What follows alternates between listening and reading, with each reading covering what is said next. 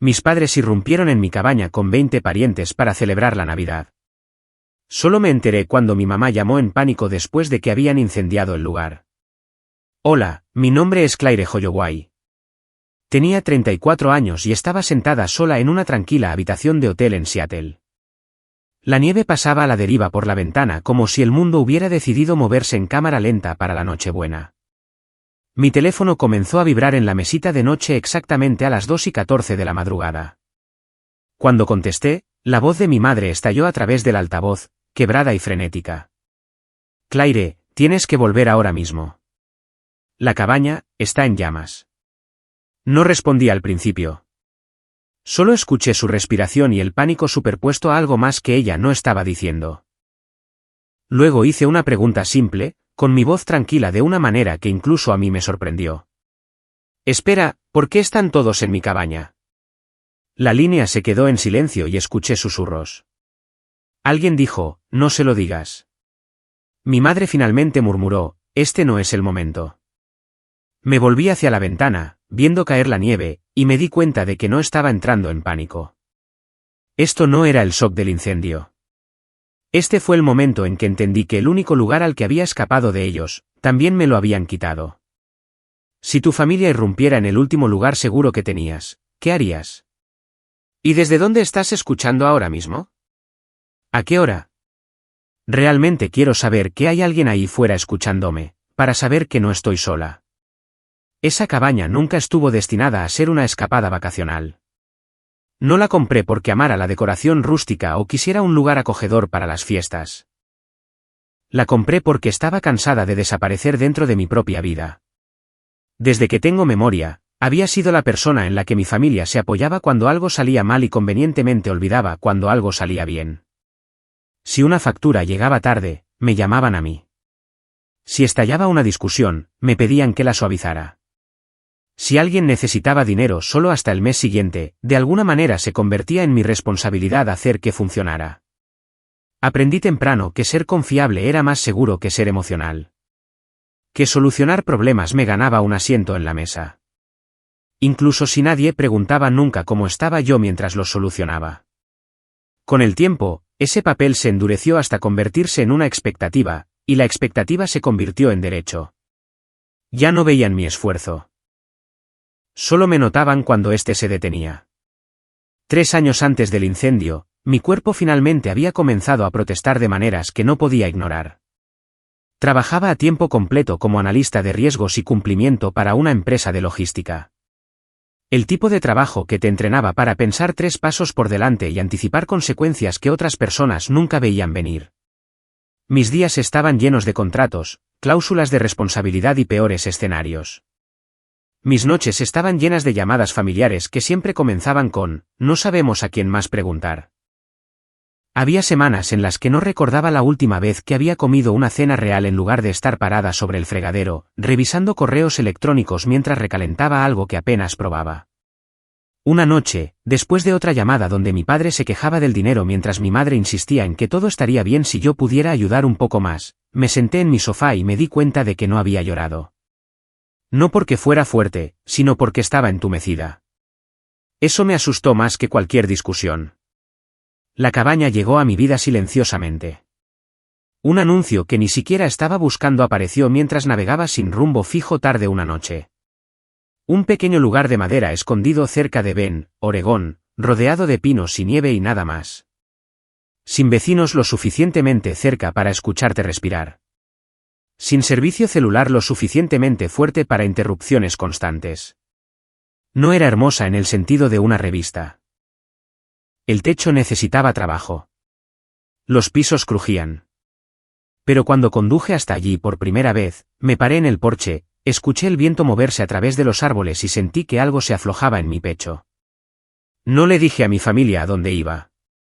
No pedí su opinión.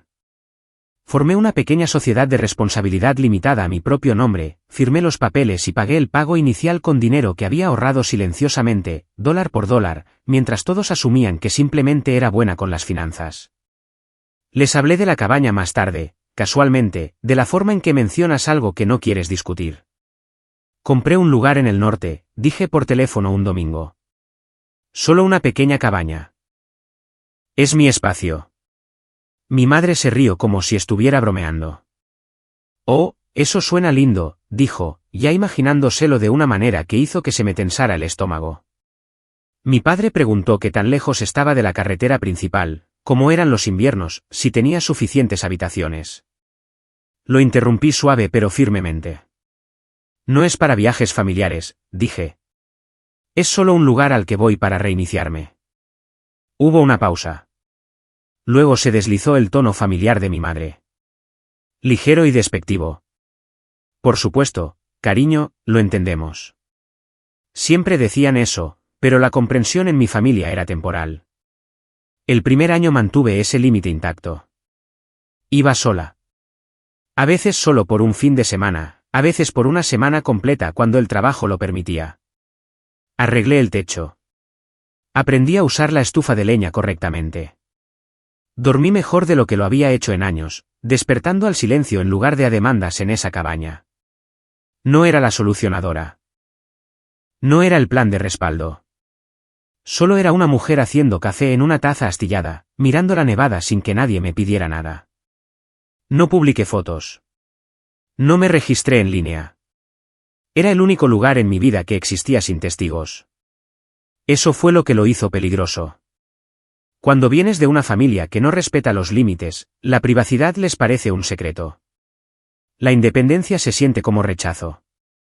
Lentamente, comenzaron los comentarios. Mi madre bromeaba sobre lo aislada que me estaba volviendo. Mi hermana Megan ponía los ojos en blanco y decía cosas como, debe ser lindo desaparecer cuando quieras.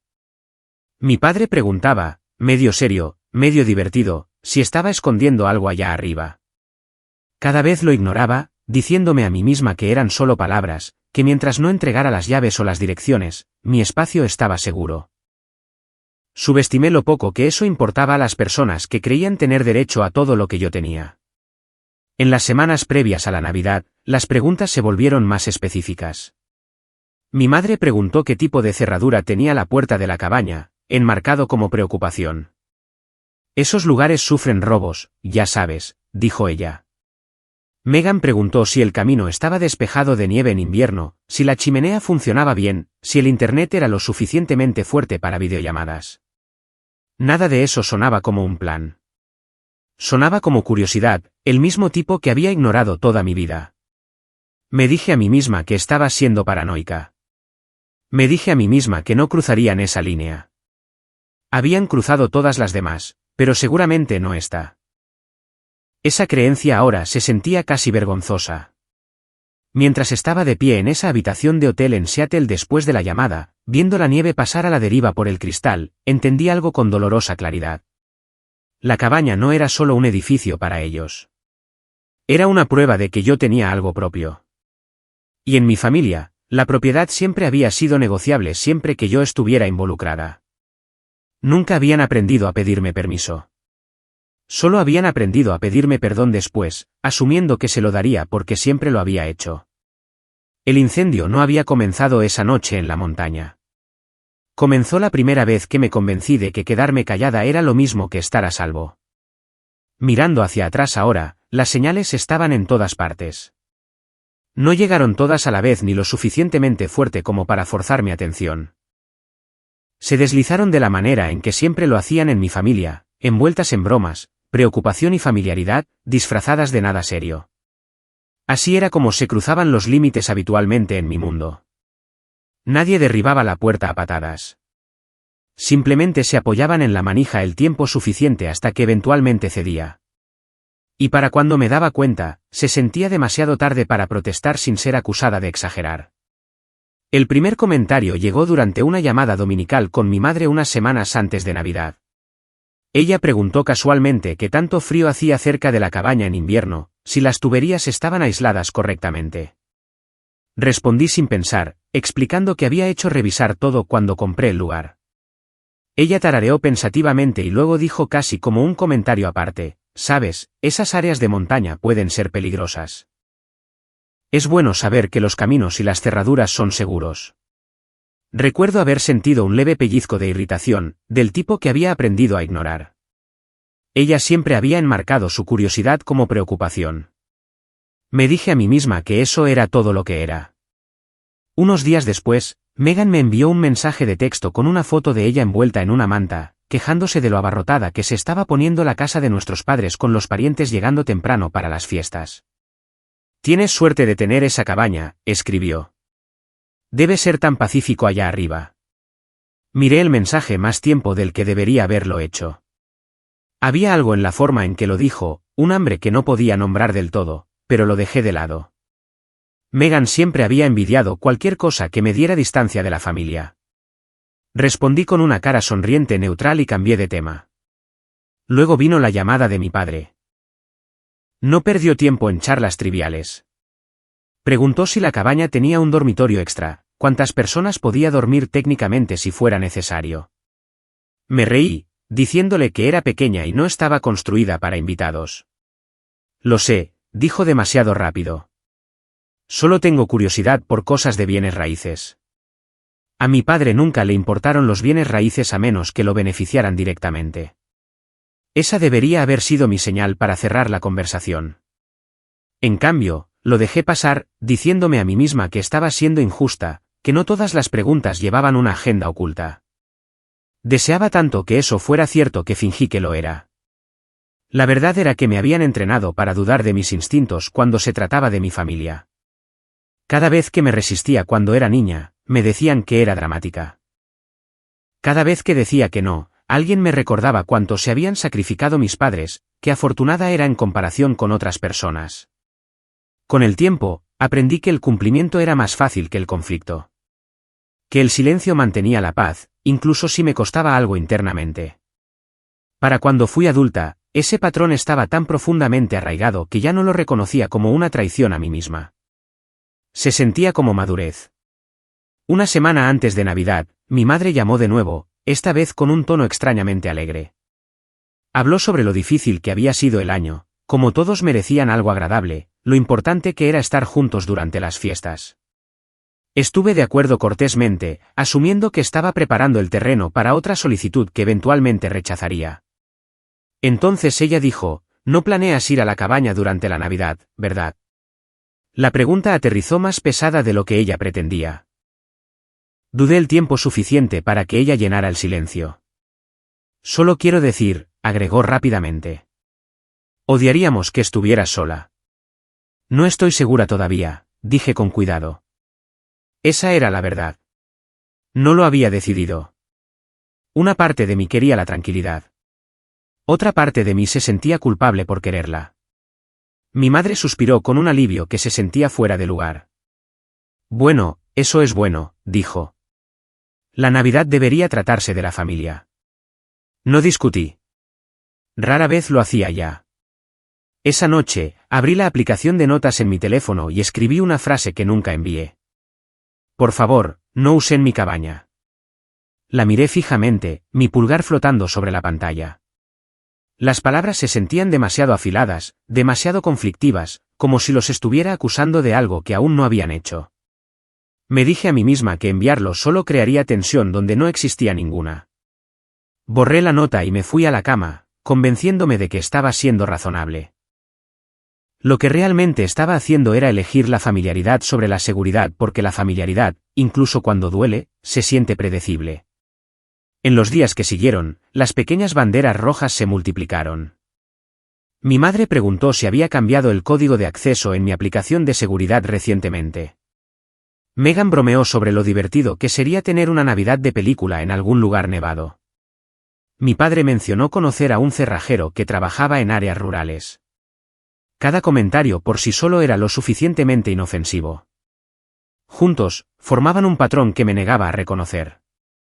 Era más fácil creer que estaba imaginando cosas que confrontar la posibilidad de que mi familia fuera capaz de cruzar deliberadamente una línea que yo había trazado tan claramente.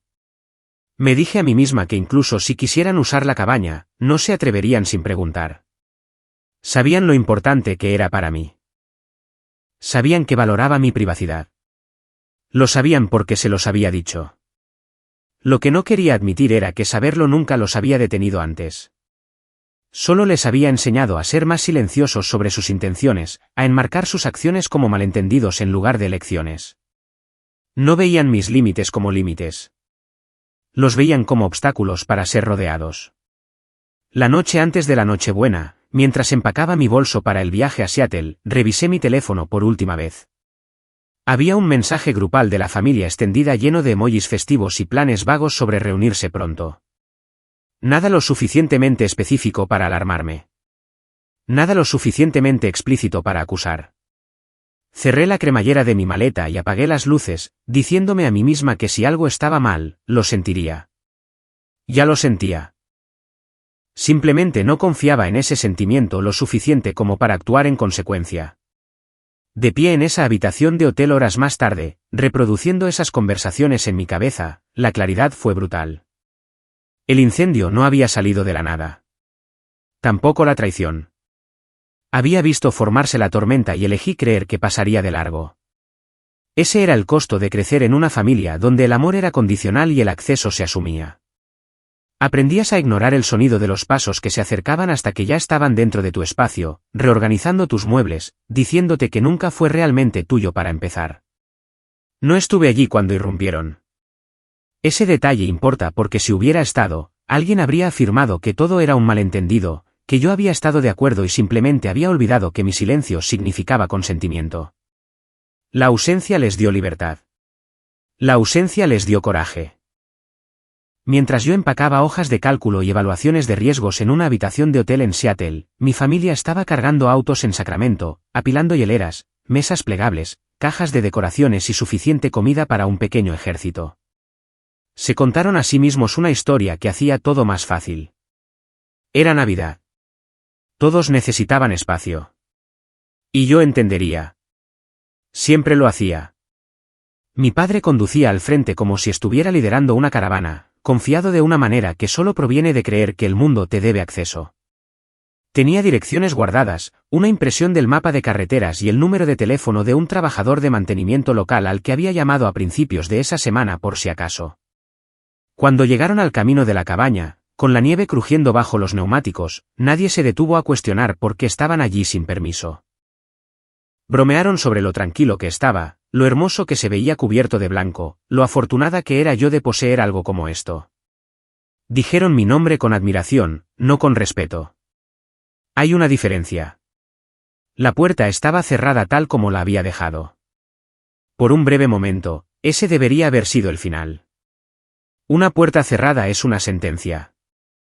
Dice, no. Mi padre se quedó allí mirándola, con las manos en las caderas, irritado, como si la cabaña misma lo hubiera incomodado. Alguien se rió y dijo que probablemente olvidé dejar la llave.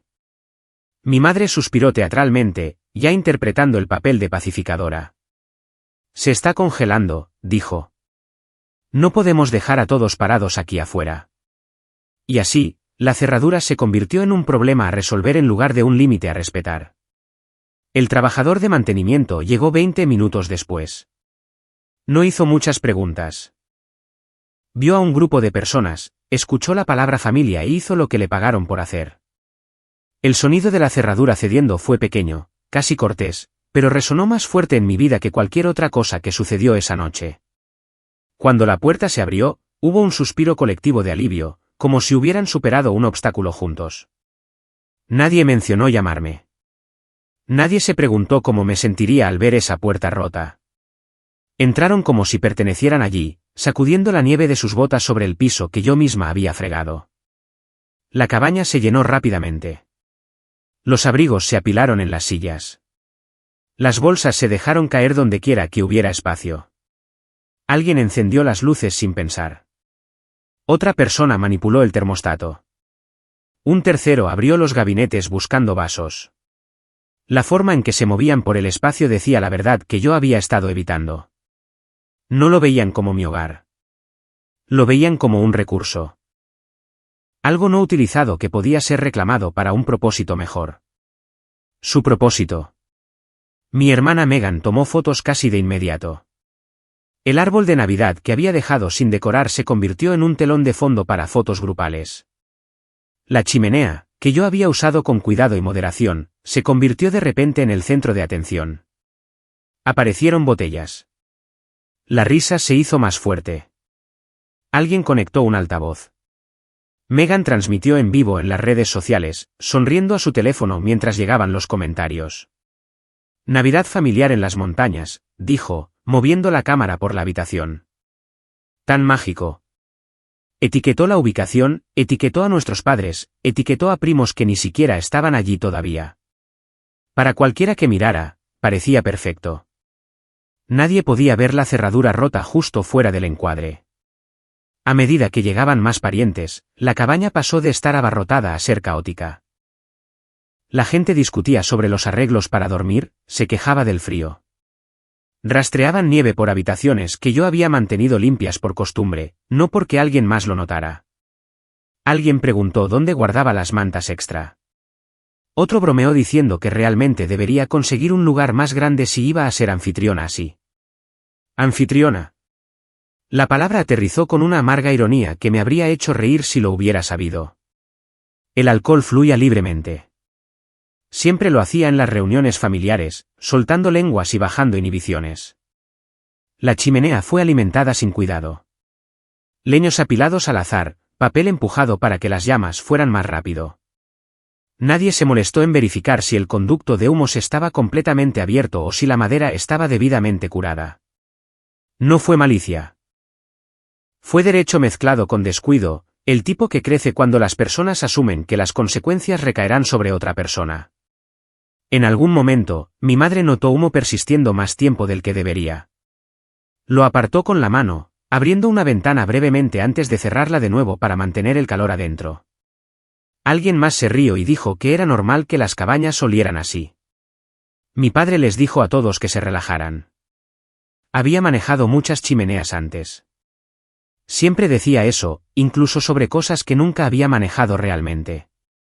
Confiaban en él porque era más fácil que cuestionar al hombre que insistía en que él sabía más. La noche avanzó. La música se hizo más fuerte. Alguien derramó una bebida y la limpió con una toalla sacada de mi baño. Megan publicó otro vídeo. Este con filtros y música festiva, el fuego brillando detrás de ella. La mejor Navidad de todas. La leyenda decía. Vi ese clip más tarde después de que todo ya se había quemado. Lo que noté entonces no fueron las llamas. Fue lo cómodos que se veían todos, lo seguros que estaban de que este lugar existía para ellos. La comodidad puede ser una especie de robo cuando se toma del trabajo de otra persona. Nadie recuerda el momento exacto en que el fuego pasó de ser manejable a peligroso. Las historias cambiaron después. Cada versión se ajustó para desviar la culpa. Alguien dijo que el tronco rodó. Alguien más culpó a la corriente de aire. Otra persona juró que olió algo extraño antes pero no quería arruinar el ambiente. Lo que es consistente en cada recuento es lo que no hicieron. No dejaron de beber. No dieron un paso atrás para evaluar. No pidieron ayuda cuando el humo se espesó y el calor aumentó. Trataron de manejarlo ellos mismos porque pedir ayuda externa significaba admitir que no se suponía que debían estar allí en primer lugar. Cuando las llamas lamieron más alto de lo esperado, el pánico se instaló rápidamente. Se derribaron sillas. La gente gritaba instrucciones unos sobre otros. Alguien arrojó agua donde no debería haber ido. El fuego respondió de la manera en que el fuego siempre responde al caos. Creció. Para cuando se dieron cuenta de que estaba fuera de su control, la cabaña ya no era un telón de fondo festivo. Era una responsabilidad legal. Y de repente, todos recordaron que era mía. Agarraron abrigos y teléfonos, tropezando en la nieve, con los rostros enrojecidos por el miedo y la vergüenza. Nadie pensó en agarrar mis cosas. Nadie trató de salvar lo que yo había construido allí pieza por pieza. Se quedaron afuera viendo el humo salir del techo. La noche iluminada por algo que ya no podían negar. En ese momento, la ilusión se rompió. Esto no era un recuerdo familiar compartido. Esta era una escena del crimen formándose en cámara lenta. Fue entonces cuando mi madre hizo la llamada. No al departamento de bomberos, no a la policía, sino a mí. Porque cuando mi familia se queda sin opciones, no buscan la responsabilidad. Buscan a la persona que siempre ha absorbido el impacto. Como aprendería más tarde, mientras marcaba mi número con manos temblorosas, alguien cerca dijo, ella sabrá qué hacer. Esa creencia era tan peligrosa como el fuego mismo. Asumía que yo limpiaría su desastre de nuevo. Que mi papel no había cambiado solo porque la cabaña se estaba quemando. Lo que aún no entendían era que la puerta que habían roto esa noche no era solo la de la cabaña. Era la que me había mantenido atada a arreglar sus desastres. Y esta vez, no iba a volver a su lugar. Para cuando las llamas fueron visibles a través de las ventanas, la historia que se habían estado contando a sí mismos ya se había derrumbado. Esto ya no era un accidente festivo o un descuido inofensivo del que se pudiera reír más tarde. El fuego tiene una forma de despojar la intención hasta dejar solo el resultado, y el resultado estaba parado frente a ellos, ruidoso e imposible de ignorar. El frío afuera mordía fuerte mientras tropezaban en la nieve. Abrigos a medio cerrar, zapatos que no combinaban, aliento saliendo en ráfagas blancas que parecían casi pacíficas en comparación con el caos detrás de ellos. La cabaña brillaba desde adentro, naranja y viva, como algo que finalmente se había despertado después de ser empujado demasiado lejos.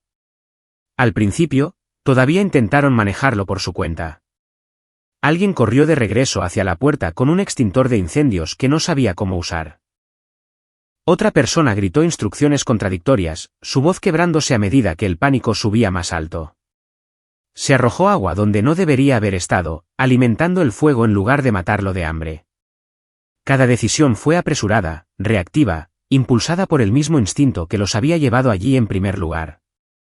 La creencia de que podían manejar las cosas sin permiso, sin preparación, sin consecuencias. El humo se espesó, rizándose en el aire nocturno, llevando consigo el olor penetrante a madera quemada y algo más, aislamiento plástico, piezas de una vida que yo había construido tranquila y cuidadosamente. Alguien finalmente gritó que debían llamar al 911.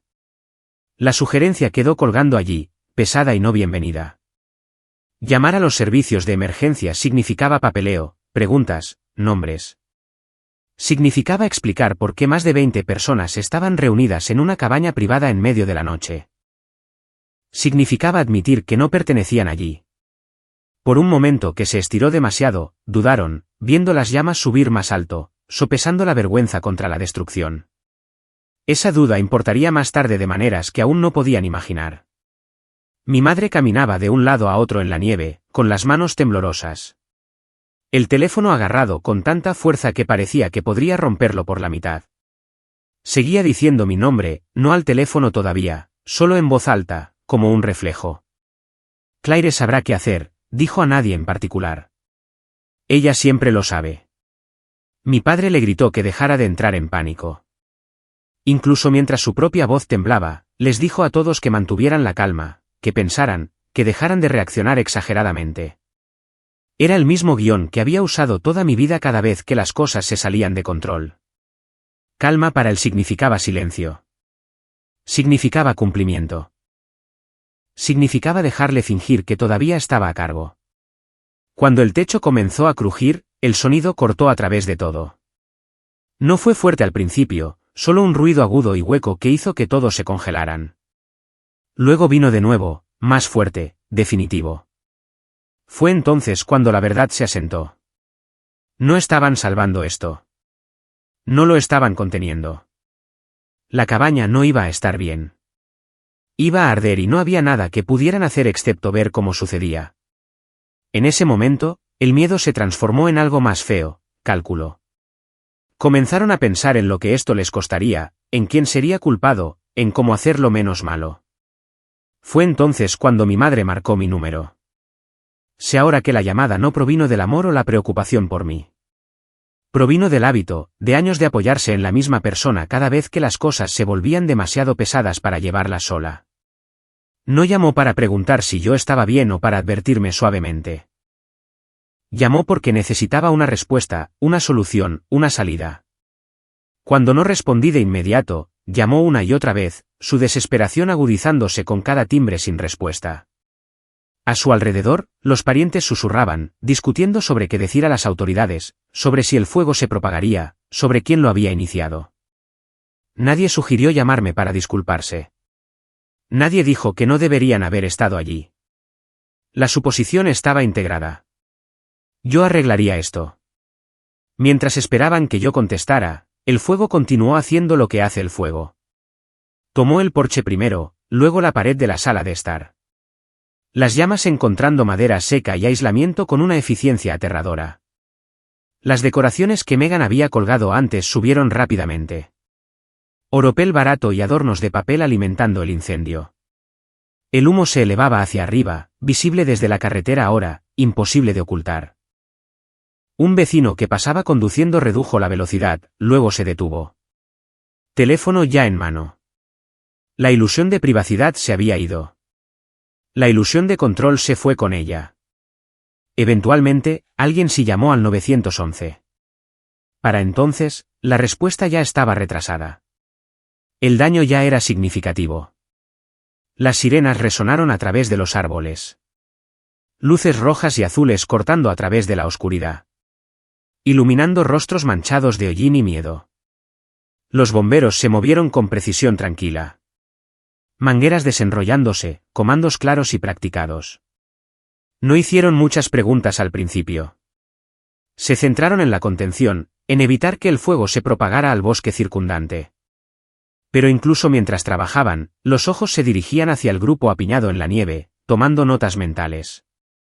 Esto no era un simple accidente. Nunca lo es cuando hay tanta gente involucrada. Cuando el agua golpeó las llamas, el vapor se elevó espeso y cegador. El fuego contraatacó, siseando, crujiendo, negándose a morir en silencio. Imagino a mi madre parada allí, con el teléfono presionado contra su oído, viendo el lugar al que me había retirado cuando la vida se volvía demasiado colapsar en humo y brasas. Imagino que se dio cuenta tal vez por primera vez de que no sabía cómo explicar esto, que no había versión de los hechos donde esto se viera bien. Que decir que era por Navidad no desharía la cerradura rota, las transmisiones en vivo, el alcohol, el retraso en llamar por ayuda. Cuando finalmente contesté el teléfono en Seattle, escuchando su voz quebrarse mientras decía las palabras cabaña y fuego en la misma oración, no escuché las llamas. Escuché el patrón. Escuché el ritmo familiar del desastre seguido de la expectativa. Habían cruzado cada línea que yo había trazado, luego esperaron a que yo absorbiera las consecuencias de la manera en que siempre lo había hecho. Lo que aún no sabían era que algo dentro de mí ya había cambiado. El fuego había quemado más que madera y paredes. Había quemado la última excusa que me quedaba para permanecer en silencio. Cuando contesté el teléfono, mi madre no dijo hola. Dijo mi nombre de la manera en que la gente lo dice cuando ya se está ahogando. Claire, tienes que volver, gritó, las palabras atropellándose unas a otras. Tienes que venir ahora mismo. Todo ha salido mal. En el fondo, podía escuchar gritos, el crujido agudo de radios, alguien tosiendo por el humo. Me imaginé la escena sin verla. Mi familia agrupada en la nieve, con los ojos muy abiertos, esperando que yo me hiciera cargo. Era la misma postura que había visto 100 veces antes, solo que enmarcada por luces intermitentes en lugar de una mesa de cocina. Pregunté dónde estaba el departamento de bomberos, si todos estaban a salvo. Mis preguntas eran prácticas, automáticas, el reflejo de alguien entrenado para evaluar el daño antes que la emoción. Mi madre apenas respondió. Están aquí, dijo. Pero Claire, esto es malo. Están haciendo preguntas. Tu papá se está volviendo loco. No sabemos qué decir. Ahí estaba. No preocupación por mí, no remordimiento por cruzar mi límite, sino pánico por la exposición, por el papeleo, por las consecuencias. Cerré los ojos y me apoyé contra la ventana del hotel, el vidrio frío conectándome a tierra. ¿Por qué no los llamaron de inmediato?, pregunté en voz baja. El silencio en el otro extremo se estiró. Podía escuchar voces ahogadas, alguien susurrando urgentemente. Finalmente, mi madre dijo, teníamos miedo. No queríamos que se convirtiera en todo un problema. Casi me reí. Ya era todo un problema. Lo había sido en el momento en que rompieron la cerradura. Me tragué la risa y no dije nada, dejando que el peso de su respuesta colgara entre nosotras. Mi padre le quitó el teléfono entonces, su voz aguda por la frustración. Este no es el momento para preguntas, dijo. Necesitamos que ayudes. ¿Sabes cómo funcionan los seguros? ¿Sabes cómo hablar con la gente? Eres buena en estas cosas. La palabra ayuda aterrizó mal. Implicaba permiso donde no se había dado ninguno. Obligación donde no debería existir ninguna. Me habló de la manera en que siempre lo había hecho cuando algo necesitaba arreglarse.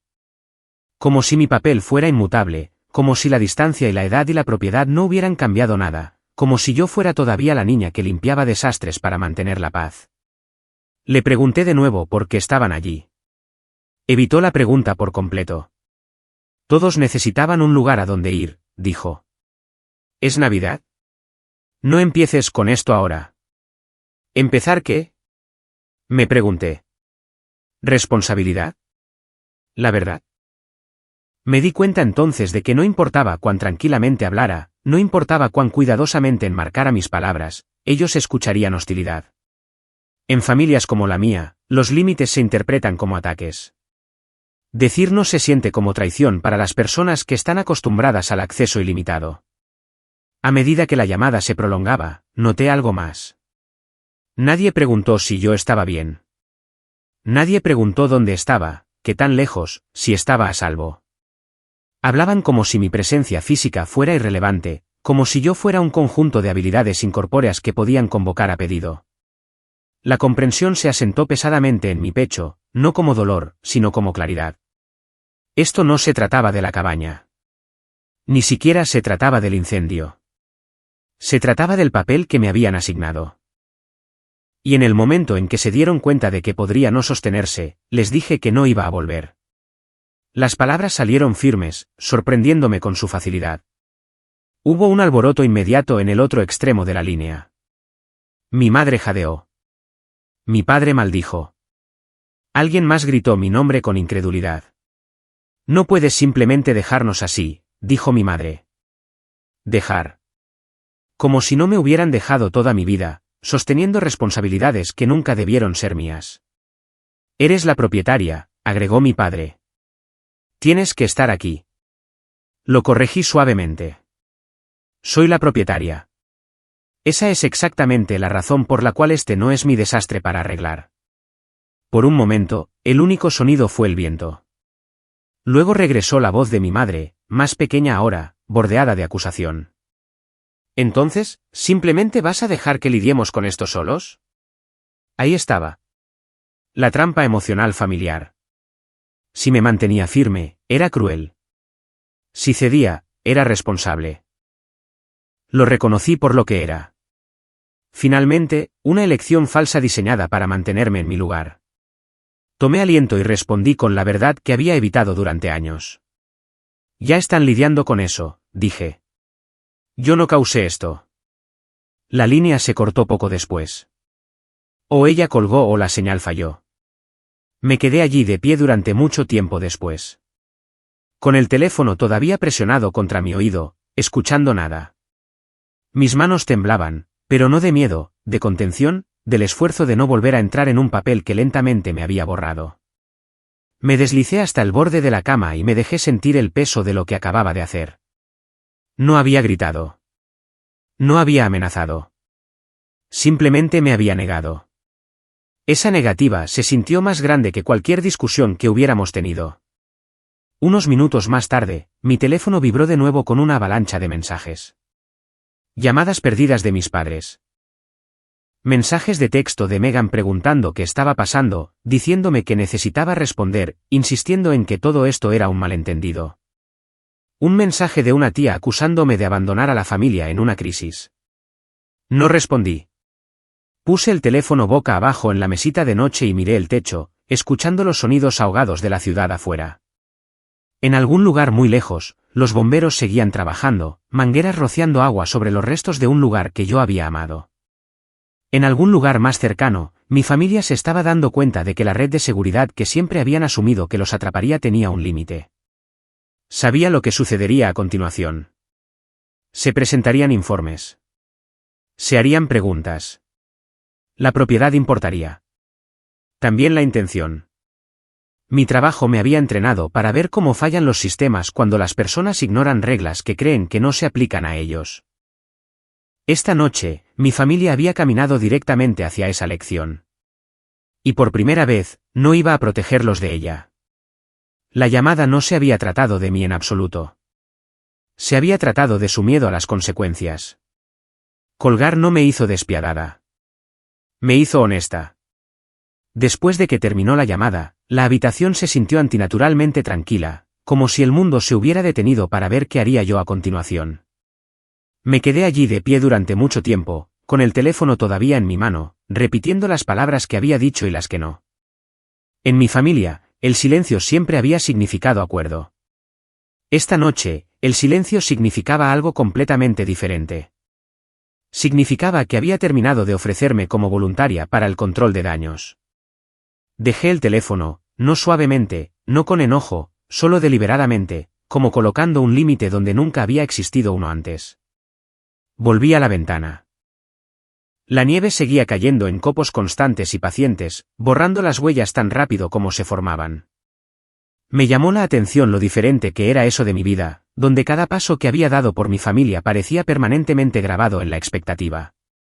Respiré lentamente, contando la inhalación, la exhalación, conectándome a tierra de la manera en que mi terapeuta me había enseñado años antes, cuando comencé a sospechar que mi agotamiento no era normal. Mis manos dejaron de temblar. Mis pensamientos se agudizaron. Si no iba a volver, entonces necesitaba hacer lo que siempre había hecho mejor, evaluar el riesgo, entender la exposición, tomar decisiones limpias. Levanté el teléfono de nuevo, no para llamar a mis padres, sino para llamar al departamento de bomberos que figuraba para el condado de Deschutes. Me identifiqué con calma, di mi nombre y confirmé la propiedad del inmueble a través de la Sociedad de Responsabilidad Limitada. El oficial, en el otro extremo, sonaba cansado, pero profesional. Sí, el incendio estaba bajo control. Sí, había habido daños significativos. No, nadie estaba gravemente herido. Me preguntó cuándo llegaría. Le dije que no lo haría. Hubo una pausa, del tipo que viene cuando alguien recalibra sus suposiciones. Luego me pidió mi correo electrónico para enviar el número de incidente y el informe inicial. Lo di sin dudarlo. Luego vino la oficina del sheriff. Las preguntas fueron más directas allí. ¿Di permiso a alguien para entrar a la propiedad? No. ¿Alguien tenía llave? No. ¿Me habían notificado antes de llegar? No. Cada respuesta se sintió como un pequeño clic encajando en su lugar. No vindicación, claridad. Podía escuchar bolígrafos moviéndose sobre papel. La documentación silenciosa de hechos a los que no les importaban las dinámicas familiares o las intenciones navideñas. Los hechos tenían peso. Los hechos no se doblaban porque alguien llorara. Finalmente, llamé al proveedor de seguros. Era fuera del horario laboral, pero había una línea de emergencia para daños a la propiedad. Expliqué la situación cuidadosamente, eligiendo mis palabras de la manera en que siempre lo hacía cuando había mucho en juego. Yo era la propietaria. No estaba presente. La entrada no fue autorizada. El alcohol pudo haber estado involucrado. El representante escuchó, pidió números de póliza y marcó el reclamo para revisión. Alguien hará un seguimiento por la mañana, dijo ella. Por favor, no autorice reparaciones o remoción hasta que evaluemos. Le agradecí y colgué. Mi papel en la respuesta inmediata había terminado. Solo entonces golpeó la reacción emocional. Una ola de culpa se levantó rápida y familiar, como un reflejo que había estado esperando entre bastidores. Me imaginé a mi madre parada en el frío, con su abrigo apretado, los ojos moviéndose cada vez que un bombero miraba en su dirección. Me imaginé a mi padre discutiendo con un oficial, insistiendo en que todo esto era un malentendido. Me imaginé a Megan llorando, diciéndole a cualquiera que quisiera escuchar que nada de esto se suponía que sucediera. La vieja versión de mí se habría subido al auto de todos modos, conducido a través de la noche, llegado justo a tiempo para suavizar las cosas, para disculparme por estar molesta, para asumir la culpa que no era mía para que todos los demás pudieran respirar más tranquilos. No me moví. En cambio, me senté en el borde de la cama y dejé que la culpa subiera y bajara sin actuar en consecuencia. Eso era nuevo. La culpa, estaba aprendiendo, era solo un sentimiento, no una orden. Podía existir sin dictar mi comportamiento. La idea se sintió radical, casi peligrosa, pero también extrañamente empoderadora. Abrí mi computadora portátil y revisé mi correo electrónico.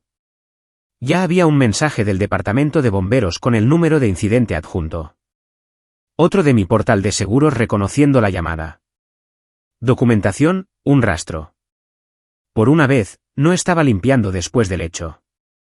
Estaba dejando que el sistema hiciera lo que estaba diseñado para hacer. Mi teléfono vibró de nuevo. Megan, esta vez no contesté, pero leí la vista previa del mensaje. Por favor, llámame. Mamá es un desastre. Papá le está gritando a todos. Están diciendo que esto nos va a arruinar. Las palabras se quedaron allí pesadas con implicación. Arruinarnos. No lo sentimos. No deberíamos haber estado allí. La ruina en mi familia siempre era algo que sucedía porque yo no intervenía. Escribí una respuesta, la borré, luego escribí otra y la borré también. Finalmente, envié una sola frase. Yo no causé esto. Luego silencié el hilo. La noche se alargó. El sueño llegó en ondas superficiales interrumpidas por destellos de luz de fuego detrás de mis párpados. Cada vez que despertaba, mi primer instinto era revisar mi teléfono para ver si la crisis se había resuelto de alguna manera sin mí. No lo había hecho. Los mensajes se acumulaban. Las llamadas perdidas se acumulaban. Las acusaciones se colaban junto a las súplicas. Una tía escribió que la familia se presenta, especialmente en Navidad.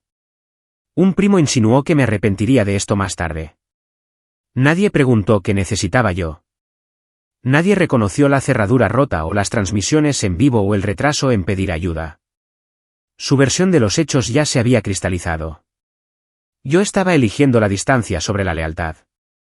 Les dejé tener esa historia. Había terminado de tratar de corregir narrativas que solo existían para mantenerme pequeña. Por la mañana, la nieve en Seattle se había espesado, suavizando los bordes de la ciudad. Hice café en la habitación del hotel y vi el vapor subir de la taza, pensando en la cabaña, no como una pérdida, sino como una línea finalmente cruzada tan visiblemente que no podía ser negada. La pérdida implica accidente. Esto fue consecuencia. Había una diferencia. Revisé mi correo electrónico de nuevo y vi un nuevo mensaje del ajustador de seguros solicitando documentos, prueba de propiedad, detalles de la póliza, confirmación de entrada no autorizada. Reenvié todo lo que tenía, incluyendo el papeleo de la sociedad de responsabilidad limitada. Se sintió surrealista darme cuenta de lo preparada que estaba para este momento, como mi carrera me había entrenado silenciosamente para dejar de personalizar el fallo sistémico. Alrededor del mediodía, mi padre llamó de nuevo. Dejé que sonara. Cuando se detuvo, sentí un destello de dolor. No por la cabaña, sino por la versión de mí misma que habría respondido automáticamente, ansiosa por calmar la situación, por ganar aprobación siendo útil. Esa versión había sido confiable. Ella también había sido invisible. Cerré los ojos y la dejé ir. No conduje de regreso ese día.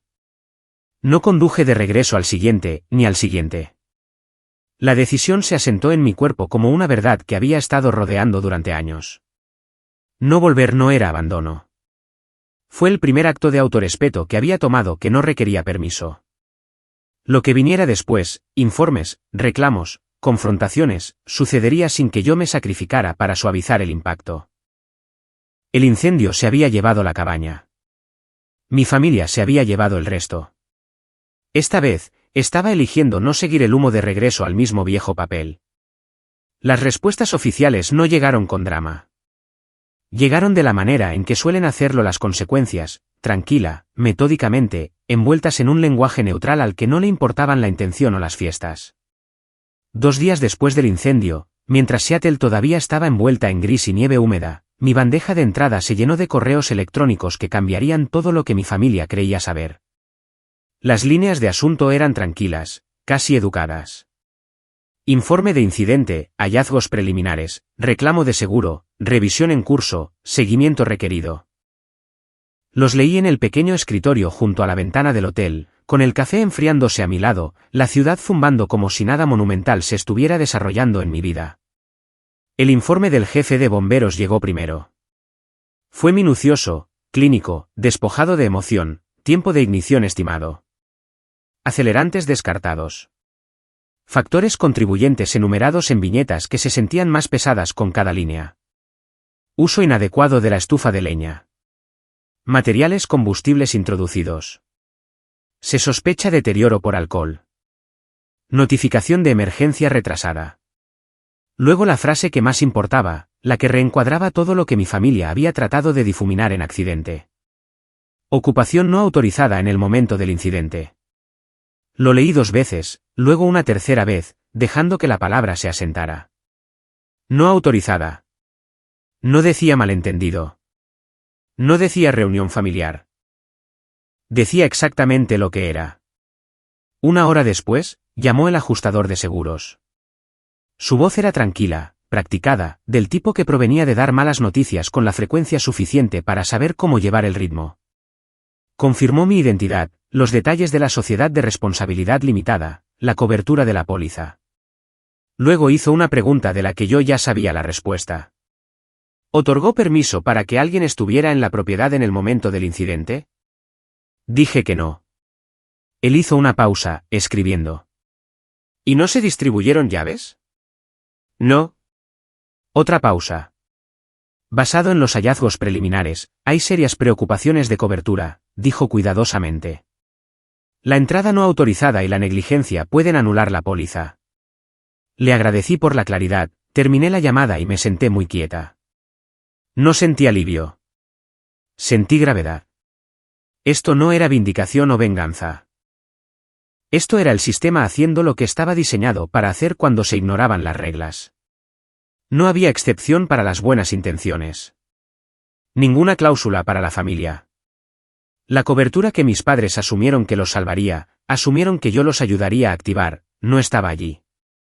No porque me negara a ayudar, sino porque sus elecciones la habían eliminado antes de que la ayuda entrara en la ecuación. Las llamadas telefónicas comenzaron casi inmediatamente después. Mi madre dejó un correo de voz tan largo que se cortó a mitad del sollozo.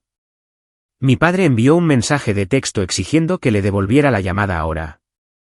Megan escribió que el ajustador les había dicho que el seguro podría no pagar y preguntó si eso era cierto. No respondí. Todavía no. Necesitaba escuchar el panorama completo antes de entrar en una conversación que inevitablemente trataría de reescribirlo. La oficina del sheriff hizo un seguimiento más tarde esa tarde. El diputado asignado al caso hizo algunas preguntas más, todas variaciones sobre el mismo tema: permiso, presencia, aviso previo. Cada respuesta apretaba la narrativa que estaban construyendo, una que no me incluía como participante en la decisión de reunirse allí. Mencionó posibles citaciones por allanamiento y negligencia. Dijo que dependería del condado si seguirlas. No sonaba acusatorio. Sonaba cansado. Esto era rutina para él. Para mí, fue la primera vez que la autoridad reconoció lo que siempre había sabido pero nunca se me había permitido decir en voz alta. Mis límites no eran ambiguos. Fueron violados. Cuando finalmente hablé con mi familia de nuevo, fue porque Megan llamó desde un número que aún no había silenciado. Su voz era diferente esta vez, más tranquila. La confianza que usaba tan fácilmente en las redes sociales se había roto. Están diciendo que el seguro no lo cubrirá, dijo. Papá dice que tiene que haber una manera de evitar eso. Me la imaginé parada en algún lugar entre mis padres, con el teléfono presionado contra su oído, esperando que yo sacara otra solución de la nada. No la hay, dije suavemente. No si el informe se mantiene, ella tragó audiblemente. Mamá piensa que puedes hablar con ellos, dijo. Explicar. Cerré los ojos. ¿Explicar qué?, pregunté. ¿Qué irrumpieron? ¿Qué estaban bebiendo? ¿Qué esperaron para pedir ayuda? Megan no respondió. El silencio por una vez hizo la explicación. Esa noche, mis padres llamaron juntos. Podía decir por la forma en que hablaba mi madre que habían ensayado. Comenzó con disculpas que no aterrizaron del todo, deslizándose rápidamente hacia el miedo. Están hablando de decenas de miles, dijo. Tal vez más.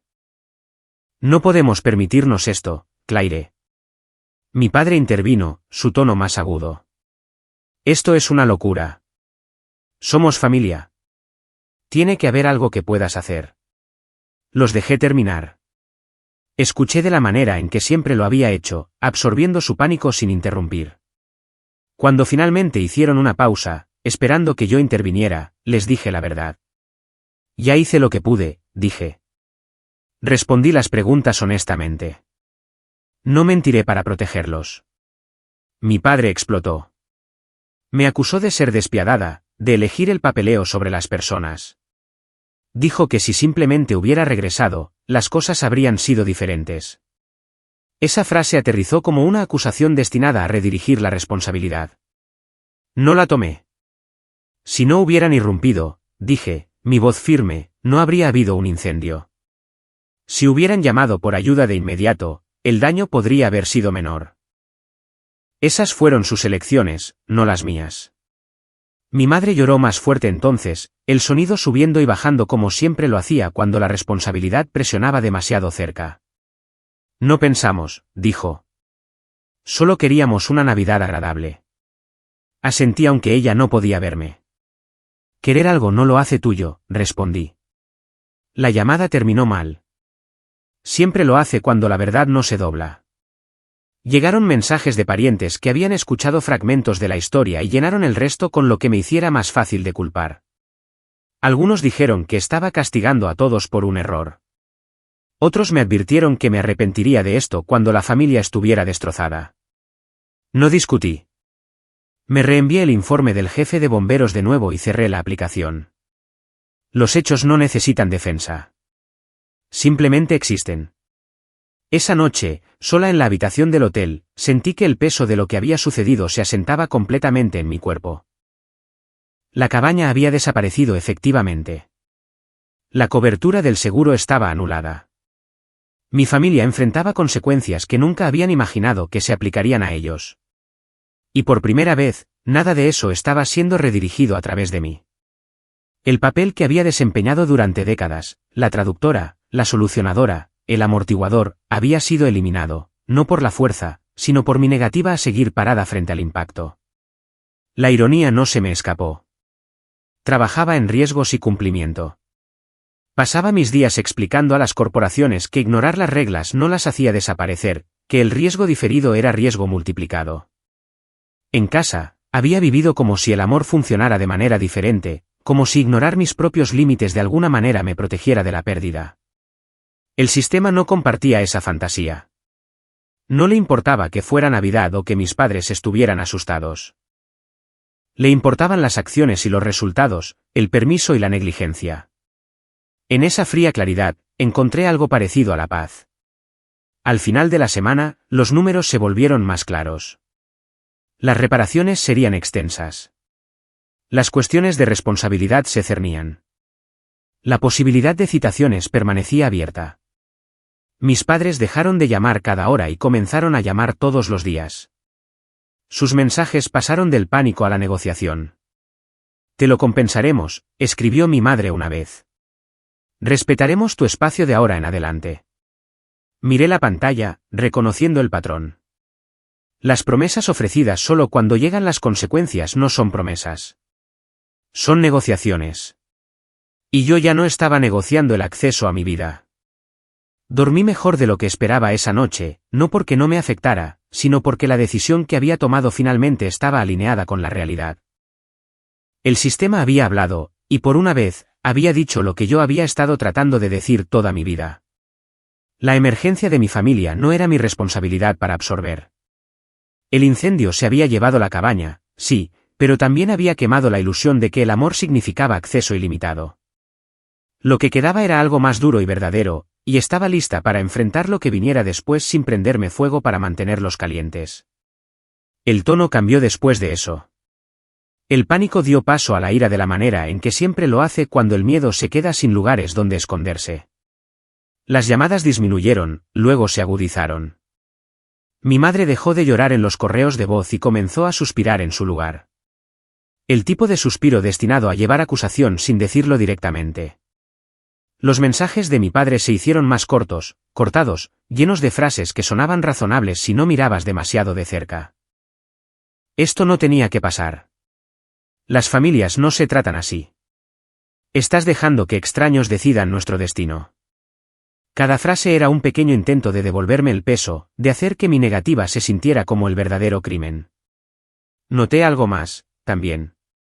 Nadie dijo que lo sentía ya. No por romper la cerradura. No por invitar a 20 personas a un lugar que no era suyo. No por beber o retrasar la llamada de ayuda o poner mi nombre en una transmisión en vivo como si la propiedad fuera una broma. Las disculpas habían sido reemplazadas por explicaciones y las explicaciones por acusaciones. Esa progresión se sentía familiar.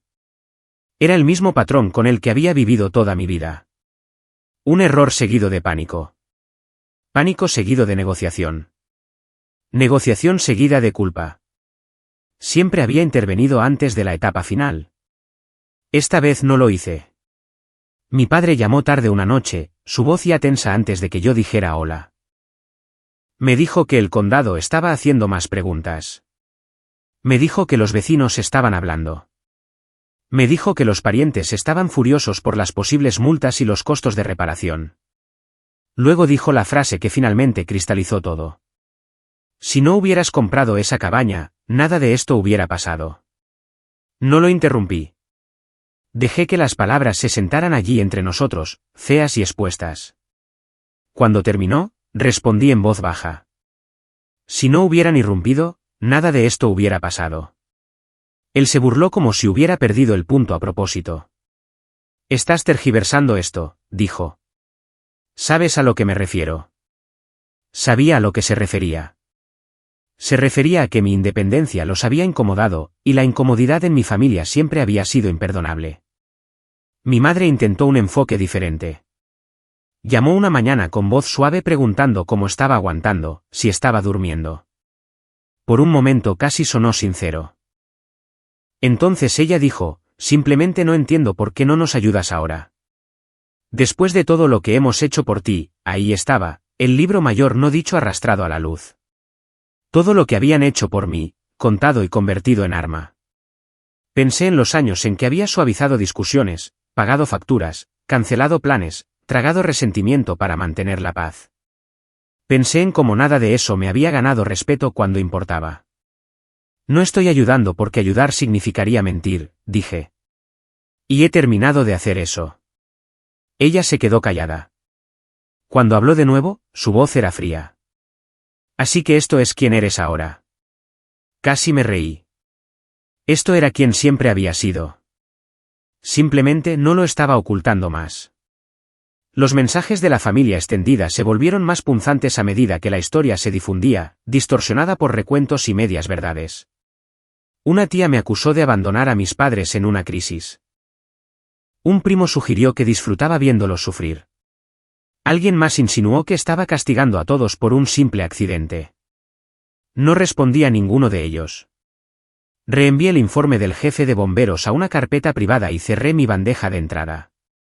Si la gente quería un villano, encontrarían uno independientemente de los hechos. No estaba obligada a audicionar para el papel que necesitaban que yo interpretara.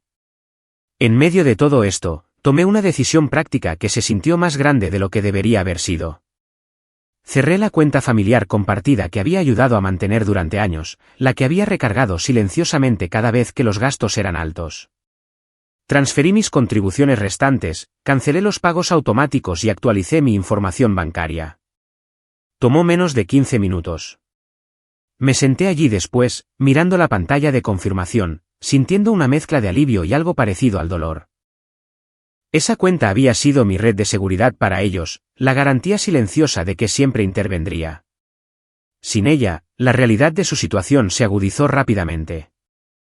Lo notaron de inmediato. Mi padre llamó dentro de la hora, furioso. ¿Qué hiciste?, exigió. Acabamos de intentar pagar un lugar temporal y la tarjeta fue rechazada. Sentí una extraña calma asentarse sobre mí. Cerré mi acceso, dije. Tendrán que averiguar sus propios arreglos. Levantó la voz, luego la ira se derramó en acusación. Dijo que yo era cruel, que los estaba pateando mientras estaban caídos. No discutí. No expliqué. Ya había dicho todo lo que importaba. Explicar solo reabriría una conversación que había terminado de tener. Megan lo intentó de nuevo esa noche, su mensaje largo y enredado, lleno de miedo y frustración. Dijo que mamá y papá estaban peleando constantemente ahora, culpándose mutuamente por el incendio, por el dinero, por la atención que esto había atraído. Dijo que todos estaban estresados, que la casa se sentía insoportable.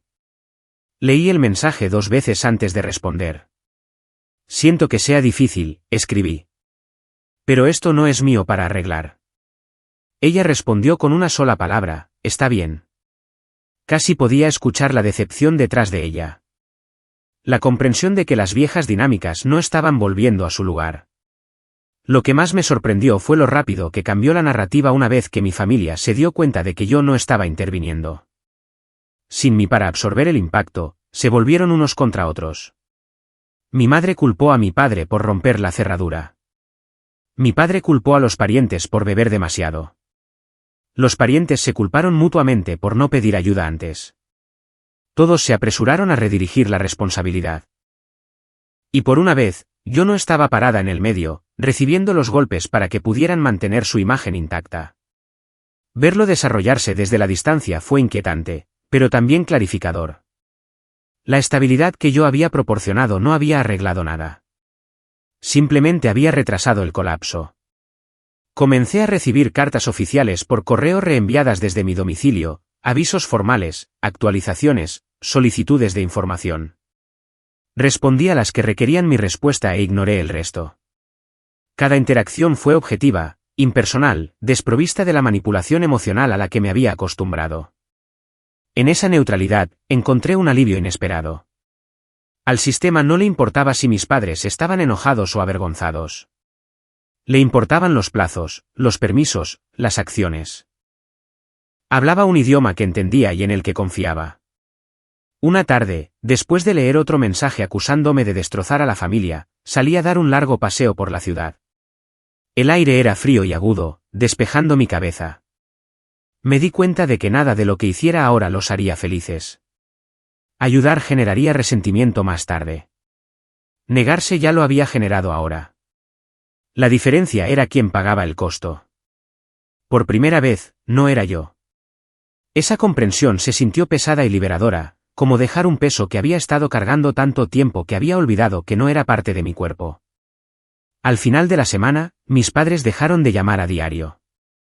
El silencio que siguió no fue pacífico, pero fue honesto. Estaban lidiando con las consecuencias de sus elecciones sin mi mediación constante, y se notaba.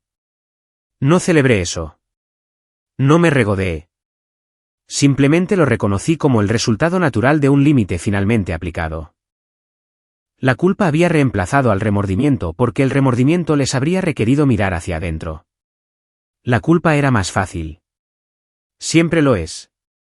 Esa noche, acostada en la cama, pensé en la cabaña de nuevo, no como un lugar, sino como un símbolo.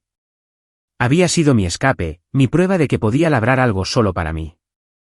Perderla dolió, pero perder la ilusión de que podía mantener mi independencia sin molestar a nadie dolió más porque me obligó a aceptar una verdad que había estado evitando. No puedes mantener tu paz y la comodidad de otra persona cuando están construidas sobre tu silencio. Eventualmente, uno de ellos tiene que arder. Aparecieron en Seattle sin previo aviso. Me enteré cuando la recepción del hotel llamó a mi habitación para preguntar si esperaba visitas. La empleada sonaba cautelosa. Profesional de esa manera que la gente se pone cuando algo ya se siente mal. Hay una pareja abajo preguntando por ti, dijo ella. Parecen molestos. No necesité nombres. Lo supe.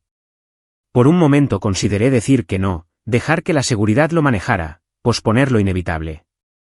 Entonces me di cuenta de algo importante. Ya no tenía miedo. Lo que sea que trajeran con ellos, ya había enfrentado cosas peores en mi propia cabeza. Le dije a la empleada que bajaría. Estaban parados cerca de las ventanas del vestíbulo cuando llegué. Mis padres enmarcados por la luz gris y el tráfico que pasaba. Parecían más viejos de lo que eran hace una semana, como si el fuego hubiera quemado el tiempo tanto como la madera. Los ojos de mi madre estaban rojos, su abrigo apretado alrededor de su cuerpo. La mandíbula de mi padre estaba fija, su postura rígida, la forma en que siempre se ponía cuando se sentía acorralado. En el momento en que me vieron, la tensión se rompió. Mi madre se apresuró hacia adelante primero, extendiendo la mano como para abrazarme, luego deteniéndose en seco cuando no me moví. Esa vacilación dijo más de lo que las palabras podrían jamás. Claire, dijo, su voz quebrándose. Teníamos que hablar contigo en persona. Mi padre intervino antes de que pudiera responder. Esto ha ido demasiado lejos, dijo. Ya dejaste claro tu punto. Estudié sus rostros con calma, notando detalles que podría haber perdido antes. La forma en que mi madre seguía mirando a su alrededor, consciente de quién podría estar escuchando. La forma en que la ira de mi padre se sentía ensayada como una armadura. No dejé claro un punto, dije. Respondí preguntas honestamente. Todo lo demás sucedió por sí solo. Nos sentamos en una mesa pequeña cerca de la parte trasera del vestíbulo, del tipo destinado a conversaciones tranquilas que no permanecen tranquilas por mucho tiempo. Mi madre juntó las manos, con los nudillos blancos. La gente está hablando, dijo. Parientes, vecinos, están diciendo cosas horribles. Asentí. Están hablando porque sucedió algo horrible, respondí. Eso no cambia porque sea incómodo. Mi padre se inclinó hacia adelante, bajando la voz. No tenías que dejar que se pusiera tan mal, dijo. Podrías haber vuelto. Podrías haber suavizado las cosas como siempre haces. Ahí estaba de nuevo, la expectativa de que mi presencia fuera una herramienta para borrar las consecuencias. No sentí ganas de defenderme. Suavizar las cosas es como comenzó esto, dije. No como termina. Mi madre comenzó a llorar, suavemente al principio, luego más fuerte, atrayendo miradas de los huéspedes cercanos. Cometimos un error, dijo. No pensamos. Solo queríamos a todos juntos para Navidad. Esperé hasta que me miró. No cometieron un error, dije suavemente. Hicieron una serie de elecciones. Romper la cerradura, invitar a gente sin permiso, beber, esperar para pedir ayuda. Cada una importó. Mi padre se burló. ¿Así que eso es todo? Preguntó. ¿Has terminado con nosotros por una cabaña? Me encontré con sus ojos sin pestañear. He terminado de ser tratada como si mis límites no existieran, dije. La cabaña simplemente hizo imposible ignorarlo. Empujó la mesa hacia atrás, la ira estallando. Estás destrozando a esta familia, dijo en voz alta. Mi pecho se tensó, no con culpa, sino con reconocimiento. Esa acusación me había seguido toda mi vida. Cada vez que me negaba a doblarme, no levantaba la voz. No necesitaba hacerlo. No, dije. Lo que está destrozando a esta familia es la creencia de que pueden tomar lo que quieran de mí, y yo absorberé el daño. Las palabras quedaron suspendidas en el aire, pesadas e innegables. Por primera vez, mi padre no tuvo una réplica inmediata. Mi madre se secó la cara, su voz bajando a un susurro. Tenemos miedo, dijo.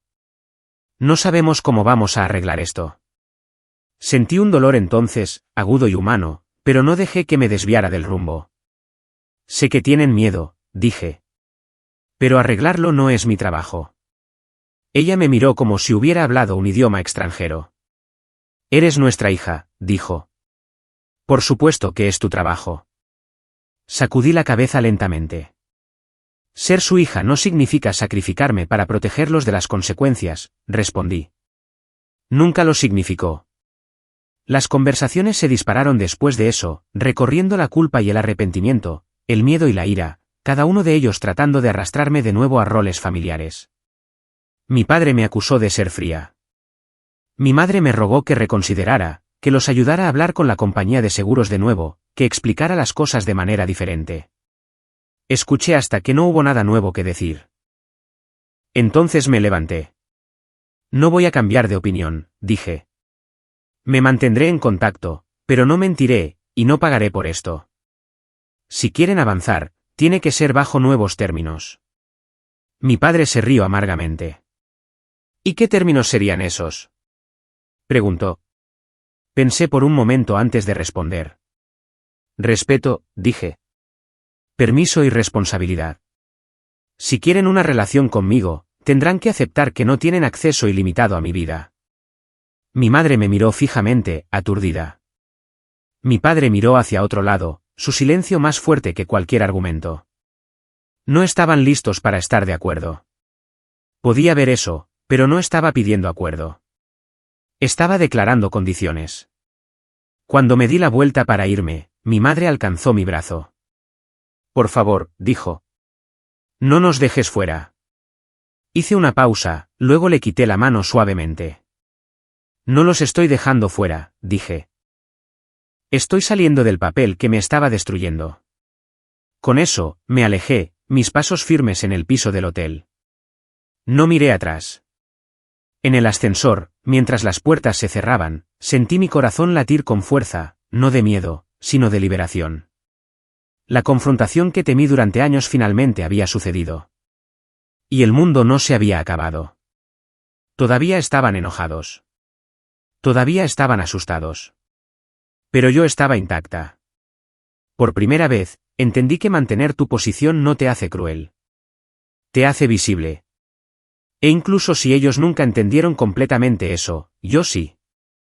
Pasó un año, no todo a la vez, sino silenciosamente, de la manera en que suele suceder el cambio real. No hubo un reinicio dramático, ni una ruptura limpia que de repente hiciera todo fácil. Lo que hubo en cambio fue distancia, una distancia medida e intencional. Y dentro de ese espacio, algo que nunca había tenido realmente antes, espacio para escucharme pensar. Me mudé de regreso desde Seattle unos meses después. No a Sacramento, no a ningún lugar cerca de mis padres, sino a un pequeño pueblo costero en Oregón donde el aire olía a sal y madera mojada y nada en mi vida estaba atado a viejas expectativas. Alquilé una casa modesta con grandes ventanas y pisos irregulares. El tipo de lugar que se sentía vivido en lugar de impresionante. Por primera vez, mi hogar no se sentía como una moneda de cambio. La cabaña fue oficialmente dada por perdida. Después de que concluyeron las investigaciones y se asentaron los números, vendí la tierra debajo de ella a un desarrollador local que planeaba reconstruir. Firmar esos papeles fue más difícil de lo que esperaba. Esa cabaña había sido mi refugio, mi prueba de que podía crear algo solo para mí. Dejarla ir se sintió como otra pérdida superpuesta a todo lo demás. Pero mientras estaba parada allí, pluma en mano, me di cuenta de algo importante.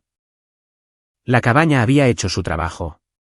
Me había mostrado cómo se sentía la paz, y me había mostrado exactamente quién estaba dispuesto a destruir esa paz cuando no les servía. No necesitaba quedarme con las cenizas para honrar lo que había aprendido allí. Comencé terapia de nuevo, esta vez, no porque estuviera agotada o al borde del colapso, sino porque quería entender cómo me había sentido tan cómoda siendo invisible. Semana a semana, desenredé patrones que había confundido con rasgos de personalidad. Ser fácil de tratar no era quien yo era. Era quien había aprendido a ser para sobrevivir. Ser responsable no era una virtud cuando venía a costa de mi propia seguridad. Mi terapeuta dijo algo una vez que se quedó conmigo. Los límites no alejan a las personas. Revelan quién está cerca solo porque no había ninguno. Lo escribí. Lo leía en los días en que la culpa volvía a arrastrarse. Susurrando que había sido demasiado dura, demasiado definitiva. Mi relación con mis padres cambió a trompicones. Al principio, hubo silencio. Luego mensajes de texto ocasionales que se mantenían en temas seguros, clima, trabajo, actualizaciones neutrales que no pedían nada. Mi madre intentó torpemente ser amable. Mi padre permaneció distante, su orgullo herido de una manera que no sabía cómo nombrar. No se convirtieron repentinamente en personas diferentes. Ese no fue el milagro al final de esta historia. Lo que cambió fui yo. Ya no me apresuraba a llenar los vacíos. Ya no interpretaba la incomodidad como una emergencia que necesitaba arreglar. Cuando las conversaciones se acercaban a la culpa o la obligación, las terminaba con calma, no con enojo, con calma. Cada vez que lo hacía, el mundo permanecía intacto. Eso solo fue sanador. Megan me sorprendió. No sucedió de inmediato, y no fue perfecto, pero con el tiempo, comenzó a salir del papel que siempre la había protegido. Se disculpó no una vez, sino repetidamente de pequeñas maneras consistentes. Dejó de defender la versión de los hechos de nuestros padres. Dejó de pedirme que suavizara las cosas. Reconstruimos algo frágil y nuevo. Una relación que no dependía de que yo fuera la responsable o ella la favorecida. Nos reuníamos para tomar café. Hablábamos sobre el trabajo, sobre sus planes de mudarse, sobre cosas que no orbitaban alrededor del drama familiar. No era la cercanía que nos habían prometido al crecer. Era mejor. Era honesta. Llegó la Navidad de nuevo y con ella el dolor familiar. Ese primer año la pasé sola por elección. Cociné una comida sencilla, encendí velas y vi al océano tragarse lo último de la luz del día. Hubo tristeza. Sí, el duelo no desaparece solo porque hayas tomado la decisión correcta. Pero también hubo paz, profunda y constante. Sin gritos, sin caminar sobre cáscaras de huevo, sin prepararme para la siguiente demanda. Dormí esa noche sin el nudo apretado en mi pecho que una vez se había sentido inevitable. Cuando desperté a la mañana siguiente, me di cuenta de algo silenciosamente revolucionario. No había arruinado la Navidad. Finalmente había experimentado una. Profesionalmente, las cosas también cambiaron. Sin el constante drenaje emocional de manejar la crisis de mi familia, tenía energía que no reconocía al principio. Asumí nuevos proyectos. Hablé en las reuniones en lugar de diferir. En meses, fui ascendida. No porque trabajara más duro, siempre lo había hecho, sino porque finalmente era visible en mi propia vida. El éxito se sentía diferente cuando no se redirigía inmediatamente a las necesidades de otra persona. Se sentía ganado. Se sentía mío. A veces, tarde en la noche, todavía pienso en el incendio, en el momento en que mi madre llamó, presa del pánico, esperando que corriera de regreso a las llamas. Pienso en lo cerca que estuve de hacer exactamente eso por hábito más que por amor. Y pienso en lo que habría pasado si lo hubiera hecho. El sistema se habría doblado. Quizás las consecuencias podrían haberse suavizado y nada habría cambiado. Todavía sería la que está parada entre mi familia y la realidad, ardiendo silenciosamente para que no tuvieran que sentir el calor. Alejarme no me hizo más fuerte de la noche a la mañana. Me hizo honesta. Y la honestidad, he aprendido, es mucho más sostenible que el sacrificio. Si hay una lección en todo esto, no se trata de venganza o castigo. Se trata de la propiedad del espacio, del tiempo, de uno mismo. La familia no le da a nadie el derecho de traspasar. Ya sea que ese traspaso ocurra en una cabaña, en una montaña o dentro de tus límites, el amor que requiere que desaparezcas no es amor. Es conveniencia. Y la conveniencia siempre pedirá más hasta que no quede nada. No perdí a mi familia en ese incendio. Perdí la ilusión de que mantenerlos cómodos era lo mismo que ser amada. Lo que gané fue más tranquilo y difícil de explicar, pero infinitamente más valioso. Gané el derecho a existir sin disculpas. Gané una vida donde mis necesidades no eran negociables. Me gané a mí misma. Así que, si estás escuchando esto y te preguntas si alejarte te hace fría o egoísta o desagradecida, déjame decir esto claramente. A veces, lo más valiente que puedes hacer es dejar de correr de regreso a edificios en llamas solo porque todos los demás esperan que lo hagas. A veces, la opción más saludable es dejar que las personas vivan con las consecuencias de sus propias acciones, incluso cuando duele, especialmente cuando duele. Porque al otro lado de ese dolor hay algo que nunca nos enseñaron a querer. Paz. Si estuvieras en mi lugar, ¿habrías vuelto al fuego o te habrías elegido a ti mismo por una vez? Dime qué piensas. Y donde sea que estés escuchando, a cualquier hora que esta historia te haya llegado, espero que te recuerde que no estás obligado a destruirte para pertenecer.